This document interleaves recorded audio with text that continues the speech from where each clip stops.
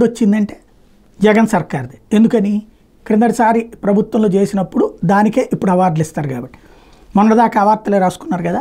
అలాగే ఇప్పుడు ఏదన్నా రిపోర్ట్లు వచ్చినా గతంలో జగన్ ప్రభుత్వాన్ని అవుతాయి. ఈ ఏడాదంతా రిపోర్ట్లు నెగిటివ్గా వచ్చినా జగన్ సర్కార్దే అవుతుంది, పాజిటివ్గా వచ్చినా జగన్ సర్కార్దే అవుతుంది.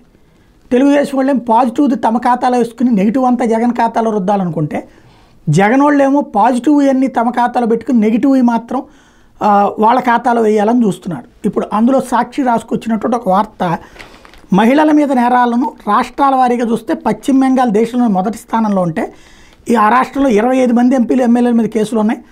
రెండో స్థానంలో 21 మందితో ఆంధ్రప్రదేశ్ ఉంది, 17 మందితో ఒడిస్సా మూడో స్థానంలో ఉంది అని రాసుకొచ్చి. అంటే ఎవరి హయాం అది?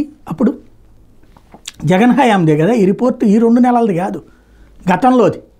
అంటే ఏంటి? మహిళల మీద నేరాల్లో దేశంలో 2వ స్థానంలో ఉందంటే అంతగా దిగజారింది జగన్ హయాంలోదని. ఇది సాక్షి రాసుకొచ్చినటువంటి నిజం.